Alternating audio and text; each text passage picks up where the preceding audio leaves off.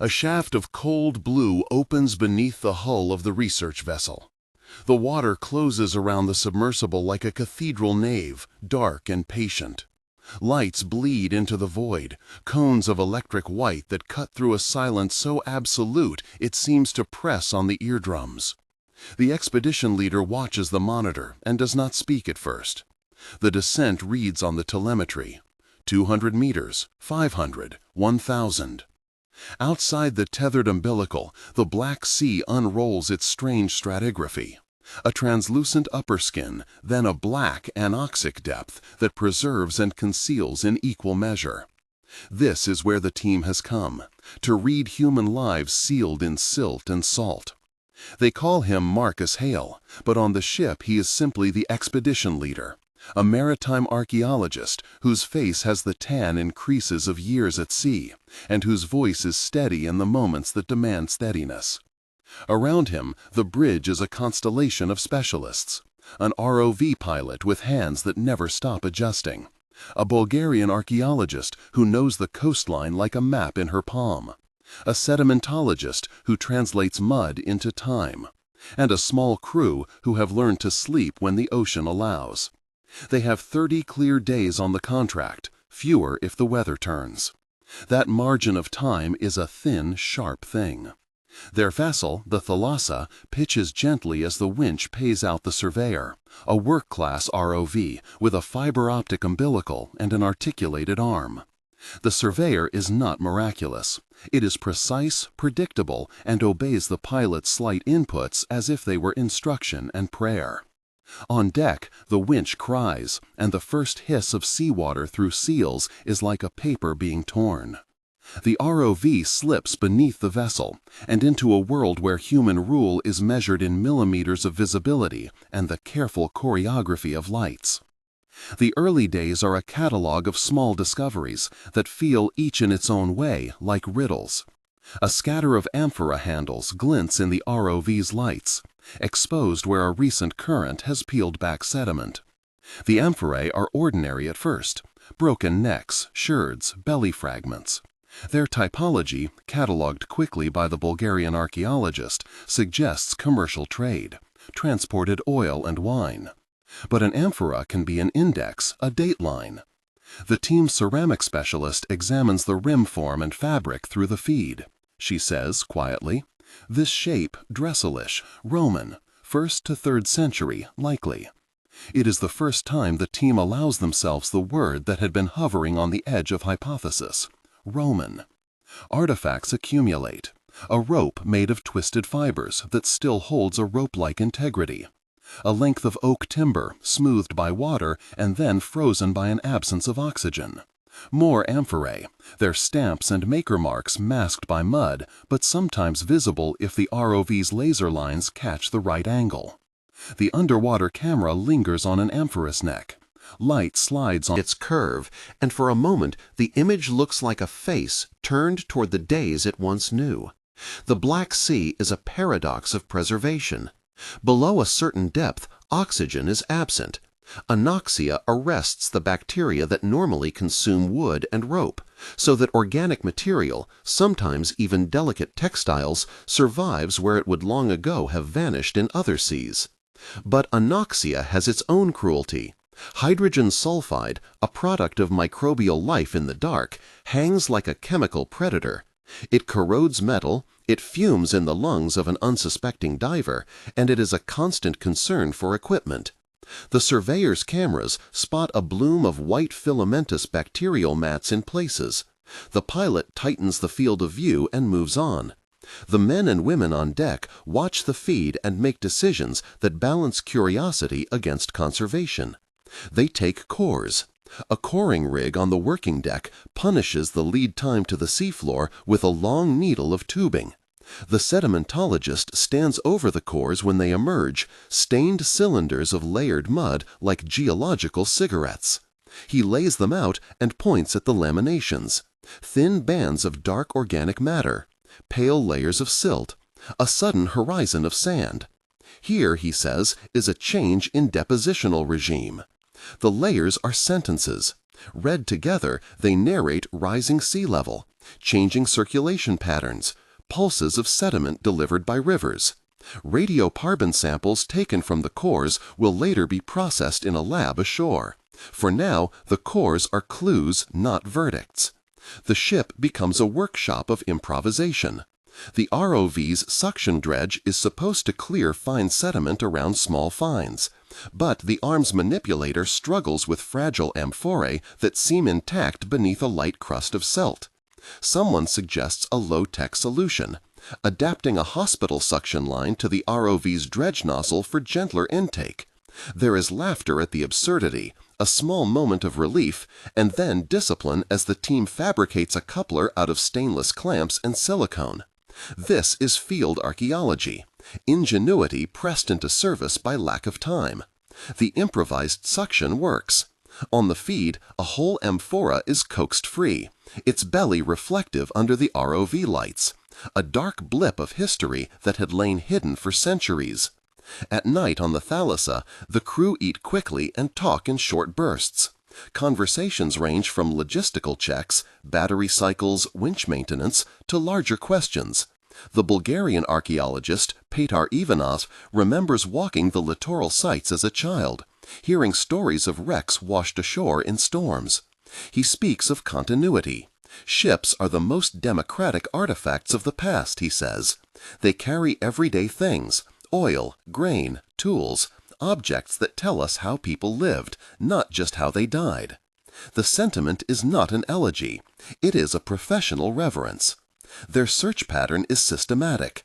Side-scan sonar sweeps down the first geometries. Anomalies in the backscatter that could be boulders, could be naturally accumulated debris, could be human. Multibeam gives bathymetry. Magnetometers register metallic anomalies. Wherever the signatures align, the surveyor descends. The ROV's cameras move like an inquisitive eye, its beams picking out contours in relief. When a linear form appears on the screen, plywood, timber, there is an immediate tightening of focus. The arm extends, a gentle prod that stirs the sediment in a halo, and then the camera shows the first unambiguous sign, a shear of planking, mortise and tenon joinery, a curve that resolves into a keel. In the moment of discovery, the narrative tempo accelerates. Commands are clipped. Hold at 1 meter. Reduce lights. Lasers on. The ROV's laser scale projects twin dots across a plank, and the team notes dimensions. Marcus Hale breathes and counts silently, measuring by eye what the instruments show. The hull is not a scatter of timbers. It is a ship. Its lines survive, and more. A rudder blade articulated as if in motion. A mass of amphorae stowed in neat rows. Some collapsed, but many intact. Berms of sediment that have protected the internal cargo. The team labels their emotions carefully. There is plainly awe. There is exhaustion. There is also a professional discipline. Every movement is a decision that could cost an artifact. They document first, then consider recovery. Laser scanning begins. The ROV glides in controlled passes as the mapping software stitches three-dimensional point clouds together. From these clouds will come plans: how to lift, what to sample, where to wedge preservation foam, whether to leave in situ at all. The mapping is slow work, rhythmic, monotone in its repetition, but yielding. The hull's shape becomes legible as a record. A Mediterranean-type keel with Roman-era construction techniques. Overplanked hull, tree nails, a mast step indicated by a modified framing pattern. Not all interpretations are immediate. Pottery typology gives a date range, but they want absolute markers. The team takes cautious wood samples, small, meticulously removed pieces from the outer hull that will be returned for radiocarbon dating. They extract microsamples using a suction corer adapted to the ROV's manipulator arm, an instrument that places a small sealed tube into the exposed wood and withdraws a powdered core without disturbing surrounding material. The samples are logged, labeled with GPS points and depth, and stored in anoxic containers on deck to prevent contamination. Risk is constant and described plainly. Divers do not descend into the anoxic depths here. Human dives are reserved for the shallower margins, where trimix gas is used to mitigate nitrogen narcosis and oxygen toxicity. The lead diver operates on carefully scheduled lapses of time. "We plan the bottom time like a currency," he says in an interview, clipped between scenes of coring and mapping. Trimix gas blends are calculated down to the liter, and decomposition tables are followed to the letter. The narrative never romanticizes risk. It explains how risk is managed. Time presses. A storm forecast threatens the operational window. Sea state predictions climb overnight, and in the gray hours before dawn, the captain radios. 8 hours to shelter. The team convenes with coffee. And fatigue. Decisions are rapid now. What can be safely left? What must be documented before they make for calmer waters? They prioritize laser scans, core samples, and a measured photographic sweep of the interior cargo. That sweep reveals something unexpected. Beneath a collapsed section of deck, the camera reveals a near-perfect row of amphorae, their necks pointing toward the bow.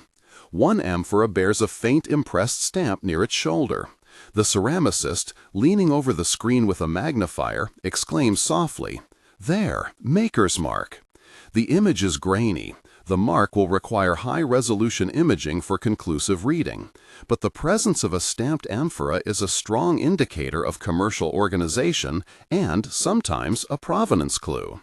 The team extracts a microsample of residue from one amphora's interior.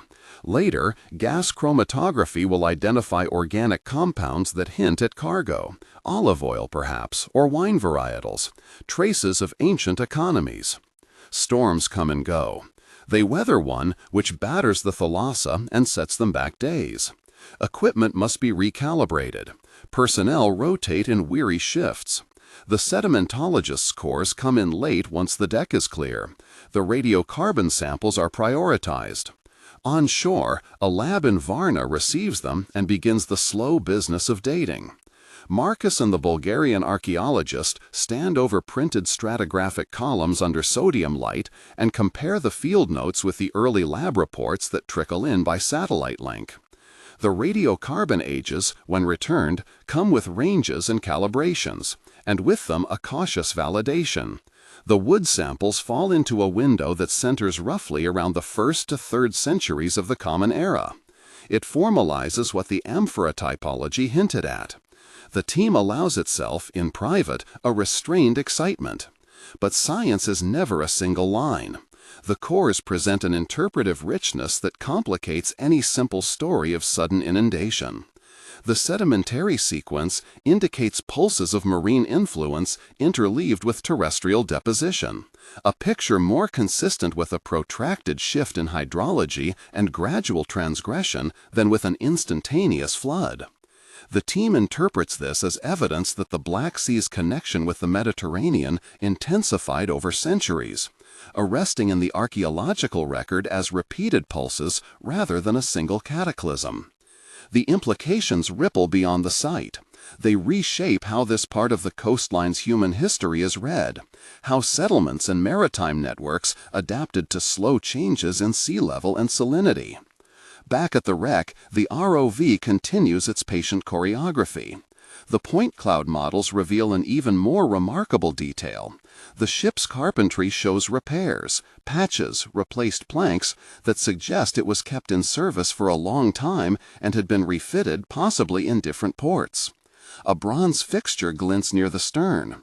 The magnetometer readings correlate with this, indicating a localized concentration of metal that may be part of a steering apparatus. The pilot maneuvers gently and reveals the curve of an intact rudder blade with iron fittings. It is a technical moment that eliminates much speculation. This is not a scavenged wreck. Cargo pile, but a coherent vessel, intentionally lost or scuttled and subsequently buried by a slow rain of sediment. In the lab, technicians run microscopy on the wood samples. Under polarized light, the vessel's growth rings become a barcode of climatology.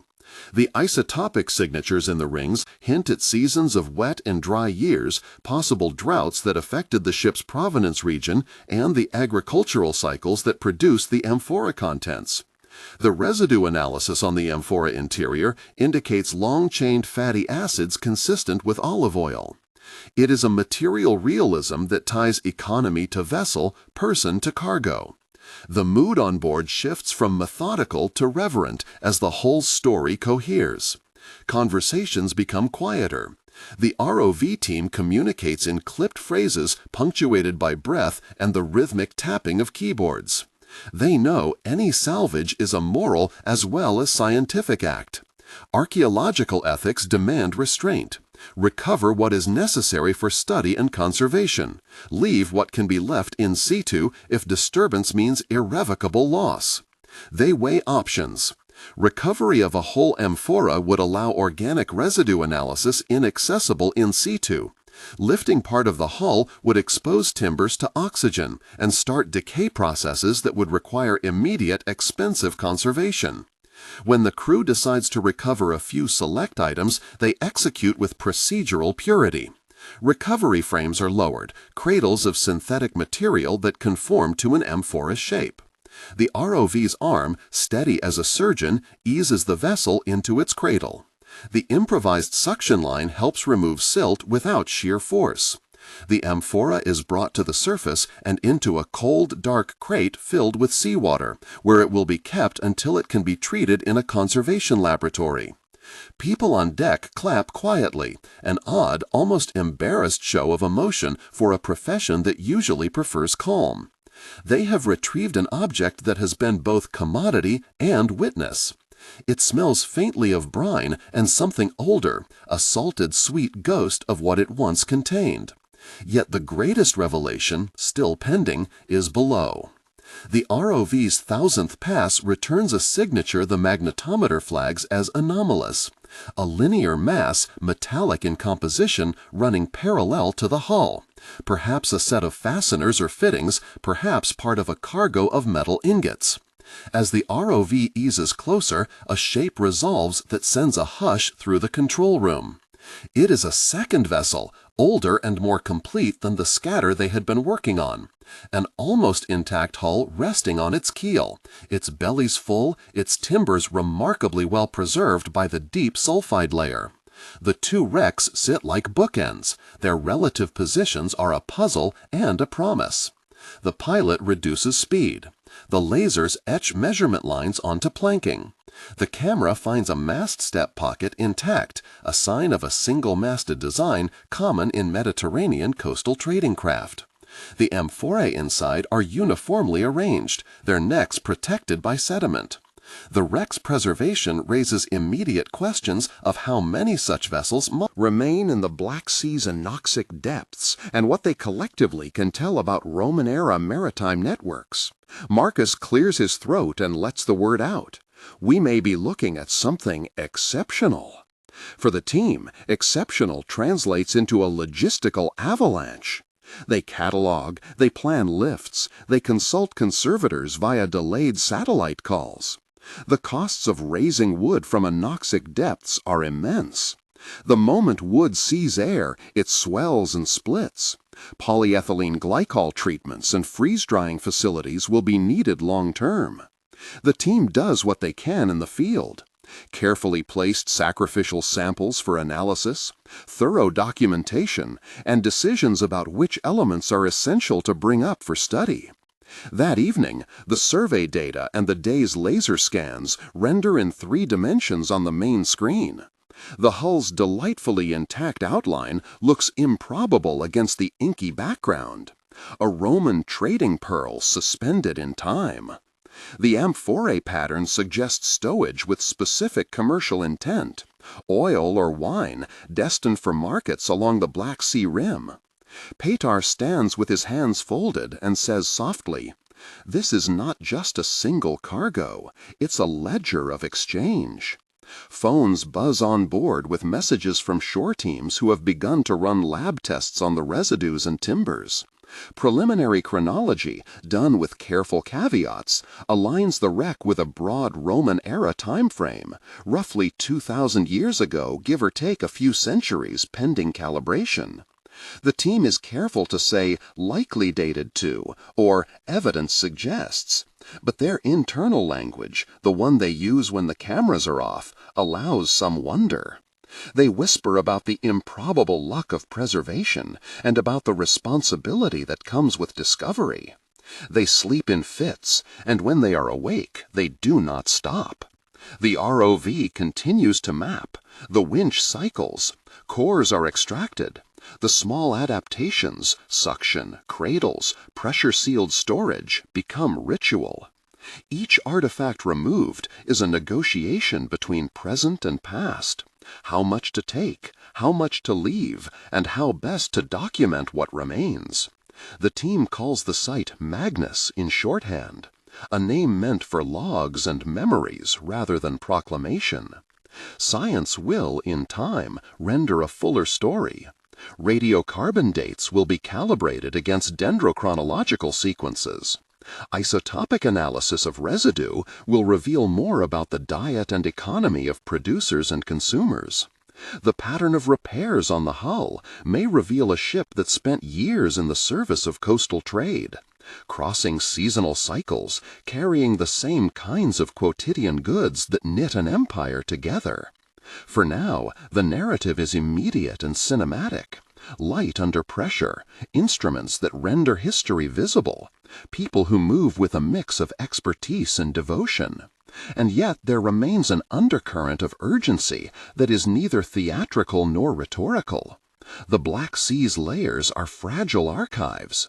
Human activity, bottom trawling, oil and gas exploration, even climate shift altering oxygen penetration, threatens to disturb these deep caches. The team records each minuscule error, each potential disturbance, because every unconsidered action could accelerate loss. Preservation strategies are drawn, contingency funds are tallied, and the team negotiates with authorities ashore for longer-term protection. On the last calm morning before the weather window closes for the season, the ROV lingers above the intact hull. Its lights etch the amphorae, the rudder, the clear geometry of a vessel that once balanced loads and carried everyday economies across a watery highway. Marcus watches the feed and for the first time allows himself a personal recollection, spoken softly into an interview mic. "You feel like an intruder at first," he says. "You are unwrapping someone else's life. But then you realize you are also a steward. We don't own these things. We only keep them long enough to learn why they mattered." The narrative trajectory is clear. This is a discovery that reshapes local maritime history, offers new data for models of the Black Sea's environmental past, and amplifies an urgent appeal for preservation. The team has unearthed, under layers of silt and chemical darkness, a Roman-era ship that carries cargo, craft, and story across 2 millennia. Their work is the first chapter of a longer scientific conversation that will require labs, conservators, and time. As the surveyor begins a final sweep before the Thalassa reduces station and heads for shelter, the instruments pick up a faint echo beyond the wreck, another anomaly farther along the contour. The pilot marks it, the sonar pings, and the data starts to unfurl into possibility. The Thalassa's engines hum, and on deck the crew tighten their jackets against the sea air. They have one more look before retreating, a slow pass that throws the hull into a different angle of light, revealing a small bronze fitting near the bow that had hidden in shadow. They log it, tag it, and come ashore with crates of seawater stashed amphorae, cores wrapped in nitrogen, and a laser-scanned model that will become the basis of conservation decisions for months to come. In the lab, technicians will run spectrometry. In conferences, the data will be debated. In museums, select artifacts may eventually be displayed with interpretive restraint and technical humility. Outside, the Black Sea keeps its depths. The second anomaly waits, a question for another season. For now, the Thalassa turns her bow toward land, carrying cargo of a different sort: data, samples, and the knowledge that an astonishing Roman vessel, its timbers, its amphorae, its rudder, has been found and documented with care. The discovery is not the end of a tale, but an opening. It asks how we will steward what the sea has preserved, and how much of human movement and commerce remains, still, quietly sleeping beneath the limpid, preservative dark. On shore, the work shifted from wet hands and ROV feeds to gloves of a different sort, latex and nitrile. The slow, patient choreography of conservators who coax artifacts out of salt and time. Marcus watched them at the makeshift lab in the port warehouse, long tables under strip lights, crates opened like reliquaries. Amphorae came out, with crusted skirts of encrustation, their handles scored with marine life and the thin graffiti of centuries. When the conservators rinsed a jar for the first time, a bouquet rose from the surface, faint, sour, the ghost of olive or fermented grape, and with it the unbearable intimacy of a human mouth that had once sealed the jar. Small discoveries multiplied into arguments about method. Some voices urged immediate extraction of everything that might survive transport. Others argued for restraint, for in situ conservation wherever possible. There were cost spreadsheets, less elegant but unavoidable, but more than money, there were questions about narrative ownership. Whose story would these amphora tell? The Roman timbers spoke of trade routes. The residue would tell of diets, tastes, the conduits of culture. The team argued in careful, tired sentences, conservator to archaeologist, archaeologist to director, director to the ministry. Marcus found himself translating between vocabularies, the laboratory's desire for samples, the museum's need for pieces to display. The fisher folks claimed to rights over a stretch of sea that had always fed them. Layla, who had been the ROV pilot on that last morning, stood beside him holding a small shard the color of sun-bleached ochre. "This handle has a maker's mark," she said. Her voice, used to the precise rhythms of equipment, softened when she examined the tiny stamped impression. "If we can match it to workshops on the northern Anatolian coast, we can say more about who sailed here." Marcus leaned close, the shard a private world under the magnifier. The mark was a cross-hatched motif, simple but deliberate. "It means someone somewhere chose that potter," he said. "Someone tied value to that jar." Outside the warehouse, the town reorganized itself around the find. Local fishermen came and went, offering histories that mixed fact and folklore. An old man insisted his grandfather had told of a place where the sea kept pots safe like a field keeps grain. Teenagers with better cameras than attention spans took selfies near neutral-colored barricades and posted them into networks of friends and strangers, the discovery already rippling beyond the team's careful frames. Journalists wanted bold claims, academics wanted sober language. The ministry representatives arrived in earnest, careful not to promise more than they could legally protect, while the mayor, eager for cultural prestige, practical about the jobs the excavation could bring, pressed for a report that could be translated into tourism and funding. Back at the lab, analytical work began to complicate simple narratives. Thin flakes peeled from a jar and went into a mass spectrometer. Cores were sent for dendrochronology. Textile fragments, preserved as a dark smear, yielded traces of fibers that suggested sails made of flax rather than wool. Isotopes of oxygen and carbon in residue began whispering of vineyards inland, of rivers that fed the ports, of herds and orchards. The pattern of repair on the ship's hull, scarred planks, pegged joints, a rhythm of patches, hinted at a vessel that had been maintained through decades of service, perhaps by a coastal community that made a living on repeated, seasonal voyages. Letters crossed continents. An email arrived from a museum in Rome offering the expertise of its maritime conservator. Another from a university in Istanbul asked if they might send students for training. A lab in the Netherlands requested small samples for radiocarbon calibration. Each offer carried an implicit tension. How much to share, and how much to anchor the discovery within the region that had held it secret for so long? Marcus found himself drafting agreements, more diplomatic than he had ever imagined an archaeologist's work could become. He was careful with language, stewardship, partnership, reciprocity, but even those words carried the weight of real decisions. Which artifacts might leave the country? Which would remain? Who would curate the story? In quieter moments, before the flurry of meetings and press statements, Marcus returned to the sonar trace of that second anomaly. The image had been tentative on the screen, a string of acoustic shadows, not as coherent as the hull they had filmed, but regular enough to suggest pattern. The surveyor's final sweep had only hinted at its extent. The sea kept secrets in the haloed quiet of its depth, and Marcus felt the tug of the unknown like a second tide. Late one evening, when the warehouse lights had been dimmed and only the conservator's stations glowed, he replayed the footage alone, the image of the bronze fitting at the bow still vivid, a small, human-made glitter that had betrayed a larger order. He enlarged the sonar return, filtering noise from signal. There it was, beyond the earlier wreck, a scatter, yes, but also a long, low echo that suggested not a single vessel, but perhaps a line of objects laid out along a contour, an outbreak of wreckage, or a chain of deliberate anchors and moorings. Theories multiplied in his head as images: a convoy broken by sudden storm, a string of freight lost to a shifting seabed, a casing of coral-encrusted anchors that had once held a flotilla. Each possibility carried different implications for archaeology and conservation.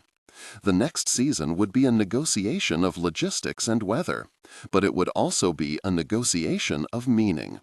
Marcus drafted the plan: a targeted return with improved ROV systems, longer autonomy, and a small human dive team for gentle retrieval. He pushed for a multi-year approach: survey first, limited excavation second, preservation and display later, arguing that haste would mean loss. The ministry liked the caution, but also wanted visible progress, and the mayor pressed for a story to show at the next cultural fair. Marcus felt the slow squeeze that always accompanies discoveries, the pressure to turn wonder into product, to translate fragility into an exhibit label. And yet, beneath the planning and the policy, the sea kept offering particular intimacies. A conservator found, tucked inside a jar that had been presumed empty, a small wisp of plant fiber bound into a knot. Under the microscope, it unraveled into the shape of A net fragment. It was a private possession, maybe a repair kit left in haste. It was proof of hands at work, of a seamstress or a sailor mending what they needed to continue. When Marcus held the fragment, the wet smell of the lab and the electric hum of equipment fell away. He imagined a man or woman, lit by lantern, threading a needle as the ship pitched. The banal artistry of survival. Such moments were what the team hoped to preserve. Word came in from the lab's initial analyses. The contents of several amphora were consistent with olive oil and perhaps an oxidized wine. The wood sample suggested oak from a northern provenance, but the timber tool marks showed local repair. Together, they began to sketch an image of a vessel that lived at the margins between local and imperial economies, a ship that carried regional produce out to broader markets, and that when it failed, left behind a cargo that still smelled faintly of the lives it sustained. At the end of the week, as rain thinned into a blue, cold dawn, Marcus walked the shoreline where the thalassa had once been tied. The harbor was quieter now. The crates had been moved, the ROV secured for maintenance. He watched the small swell break on the stones, thinking of stewardship as a sequence of practices. Record thoroughly, conserve patiently, share responsibly. The sea, in its steady refusal to be owned, had given them an enormous trust. The second anomaly waited offshore like a question mark. Marcus felt the familiar tightness of anticipation. There was more to learn, and the learning would require patience, allies, and a stubborn devotion to the proper slowness of care. He turned away from the water and made plans. There would be funding proposals to write, permits to negotiate, equipment to upgrade. There would also be simpler human tasks, explaining to the fishermen why restricted zones would save their nets in the long run, training a technician in microanalysis, convincing a museum curator that restraint could be as compelling as a headline object on a plinth. The work ahead was both practical and moral, to make a case that the past was not a resource to be emptied quickly, but a conversation to be sustained. Night fell and the harbor lights blinked on. Somewhere beyond the shelf of sound, the echo of the second anomaly lingered in Marcus's mind.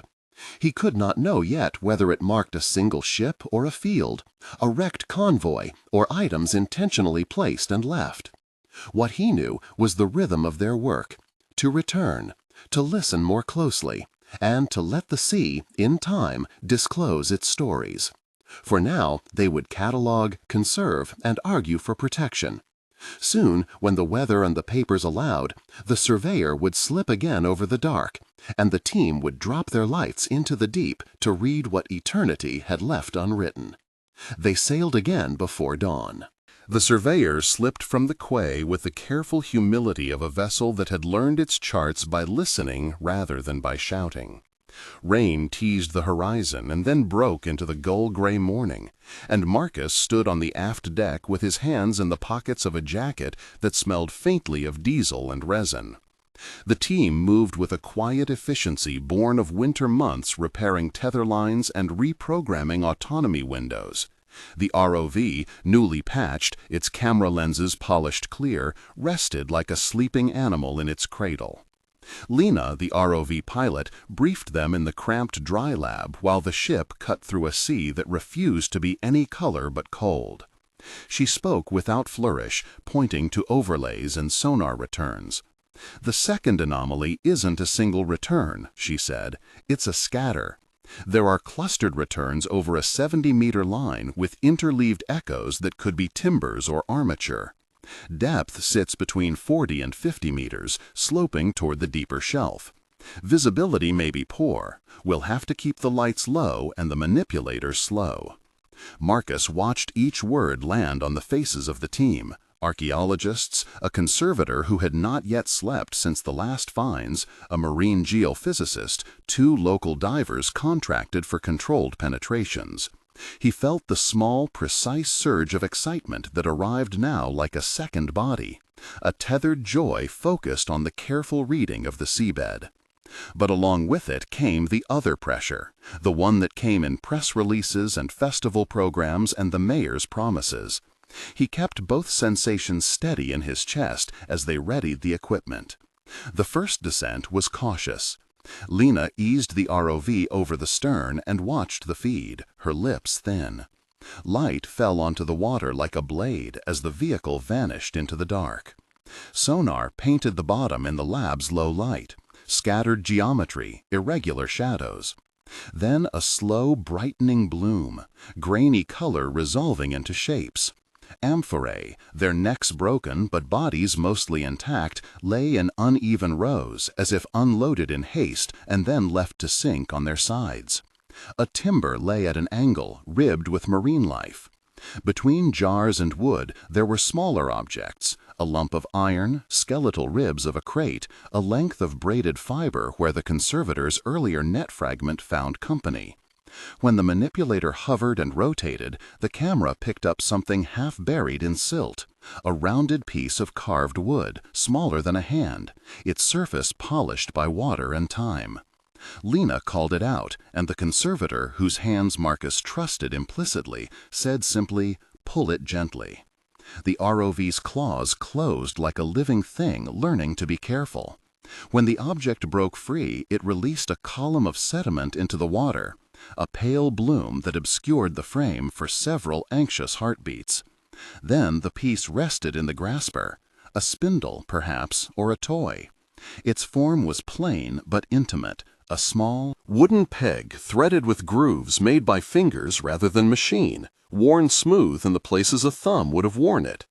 In the lab, the conservator held it under buffered lights. Marcus smelled the faint salt and, beneath it, resin and age. It was not treasure in the showy sense, but it was human, and that made it a kind of ruinous wealth. They logged coordinates, photographed, and then descended again. The ROV found an area where the seabed fell away suddenly. There lay an articulated structure that suggested a hull's curvature. Its timbers were collapsed inward, and in the spaces between ribs other amphora huddled like sleeping things. One amphora retained its neck and still bore on its surface the trace of a maker's mark, a low-relief circle with intersecting strokes. The geophysicist pointed to the screen. "That stamp, I've seen variants in port records from the early 3rd century here. It's common up the coast. Could be local production sent out under broader trade networks." Every observation tightened the field of decisions. How much to retrieve? Which pieces belonged as context in situ? How to protect what they left? The ministry wanted an object brought to the surface that could headline the cultural fair. The mayor called every morning with calendar threats and civic pride. The curator wanted something that would draw crowds and justify the museum's budget. Marcus found himself saying the things he had rehearsed: slow returns, minimal disturbance, documentation first. The calls and answer were polite, then edged with impatience. "You must understand," the mayor said when Marcus visited the municipal office on the 2nd day of their return, "people want to see something. The fair, our anniversary of the port, will be the stage. If we can put one piece in the town hall, in a glass case, it will honor the city and it will reassure voters." Marcus listened to the familiar cadence of local politics: honor, reassurance, public spectacle. He offered a compromise. "We can present a single conserved object," he said.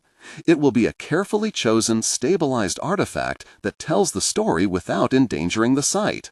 The rest we protect and plan for long-term display. We will prepare reliable interpretation panels and include the fishermen in the story." The mayor agreed with a visible exhale. "Then do it, but make it quick. People are talking." Back at the surveyor, they made measured choices. They removed the spindle and one amphora selected for its intact mouth and the faint traces at its lip. The manipulator's work was slow. The amphora came away with a thin shell of silt and a preserved register of incrustation. Under the conservator's gloved hands, it revealed a residue that smelled faintly of oil and a layer of oxidized pigment along the interior rim. Enough to suggest a usage pattern, enough to give a curator words. In the lab, the spindle lay on a dish of crushed ice, while the conservator rinsed the amphora with gentle flows, collecting samples for chemical analysis. The conservator's fingers were deft, respectful, the kind of labor that resembled liturgy more than laboratory work. Marcus stood beside her and watched. She did not speak much. When she did, it was to say small, precise things about the object's grain, about the way the fibers of the wood had compacted. "You can tell small things from this," she said at one point. "This spindle has the polish of use in one hand more than the other. It suggests a right-handed maker, perhaps. The grooves were repaired twice. Someone re-smoothened it. It stayed in use until the end." Marcus imagined that hand, lantern lit, bent over mending a net or carving a peg, so ordinary that it might never have been recorded in any ledger. The image found a way to quiet the bureaucratic voices in his head. The sea, he thought, did not only carry trade and wrecks, it carried the residue of daily endurance. Word of the bound sample made its way into the town. At the fair, the amphora and the spindle were displayed under strict conservation glass, with slow explanatory placards. People paused, some longer than he expected, and the mayor gave a small speech that managed, for once, not to overclaim their discoveries. Children pressed their faces to the glass and made small, reverent noises at the spindle. A fisherman named Janus, whose nets had been entangled near the survey lines last season, attended because Marcus insisted he be invited. Janus touched neither the cases nor the placards. Instead, he stood with his hat in his hands and watched other people watch the objects that had once been near his nets. "I had no idea," he said to Marcus later, when the fair had emptied into the night and strings of lanterns swung above the quay. "We fish the same lines. We never thought—" He waved his hand toward the sea. There's history under it, yes, but the cost. Closing the water would close our bread. You promised we would be part of it." Marcus had expected this. He had argued to include fishermen in the planning, because exclusion breeds contempt. He made a new promise that night. More meetings, a calendar of safe zones tied to seasons, an offer of small compensation for lost nets, training for local men and women on site monitoring. The bargains were awkward and human, messy as the aged rope coiled in the hold. But they were honest. Political pressures tapered into bureaucratic ones. The ministry required an environmental impact statement for any anchored work. The museum wanted a formal loan agreement for the amphora. The funding bodies asked for a phased budget. Marcus sat for long hours drafting documents that bound him to a pace he had once scorned as pedantic, but which now he accepted as necessary scaffolding. The work of stewardship, he thought, was less a single gesture of possession and more a litany of small binding promises. At sea, weeks later, the team returned. For a measured excavation. The ROV mapped a long, low throat of sediment where objects had settled like words into the silt. They chose a line to investigate, and with a diver's light and an archaeologist's hand, they began to reveal structure. The hull's planking described a curve that suggested a mid-sized merchantman. Along the interior, traces of woven material clung in dark lace to iron fittings, perhaps the remains of sacks or canvases preserved in the oxygen-starved pockets. A carved toggle, brass darkened to an earthy green, lay hinged in a crevice. It was not the kind of spectacular find that drew crowds. No gold gleamed under their lamps. Instead, the site offered a catalogue of small human choices, a repair patched with local wood, the mark on an amphora that suggested an itinerant potter's stamp, the spindle.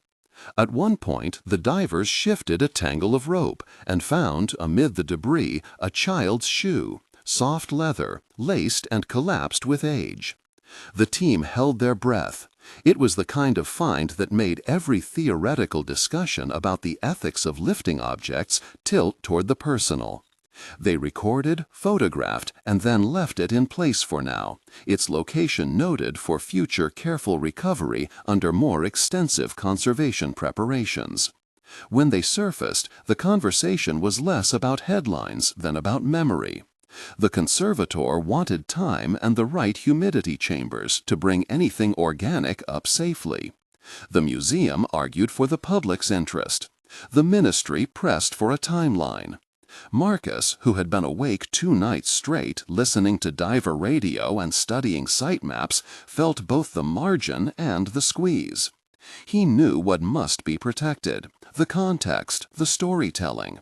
He knew what communities wanted, places to see and to be seen. He wrote a new proposal that evening, long and constricted by forms and appendices, in which he argued for a staged retrieval. Items essential for telling the human story now, the rest to remain under protective designation, until a proper conservation lab could be secured. The compromise he set on paper pleased no one entirely, but it purchased them time. He sent the proposal up the chain with a margined cover letter and a polite insistence on the science. The mayor approved the staged retrieval reluctantly, and the ministry green-lighted funding for an additional conservator to be hired on a short-term contract. The museum received the amphora and the spindle for immediate temporary display, under the understanding they were on loan, their labels honest about the ongoing research. In the quiet lab, late one night after a day of rigorous sampling, Marcus watched the spindle under a magnifying lamp. He traced the tiny ridges with a gloved finger. The conservator had stabilized the wood with a consolidant that brightened the grain and protected the fragile channels left by time. He thought again of that imagined hand at the lantern, the seamstress or sailor making do, and of the fisherman Giannis with his hat in his hands at the fair. The smallest objects, he realized, demanded the largest portions of imagination. Without careful imagination, they become commodities. "We'll need to catalog every repair mark," the conservator said, not looking up. "If we're going to tell the story honestly, we record the small things. They tell us who used them." Marcus nodded. He felt the shape of decisions coalesce. To conserve means to choose which stories to let be told openly and which to hold for later. The sea had offered them intimate testimony, and with testimony came a responsibility heavier than any exhibit label. It required patience, a scaffolding of trust with local people, and the stubborn refusal to let wonder be simplified into a headline. Outside the lab window, the harbor had quieted under a sky that promised frost. The surveyor slept at its moorings, a shadow in the silver light.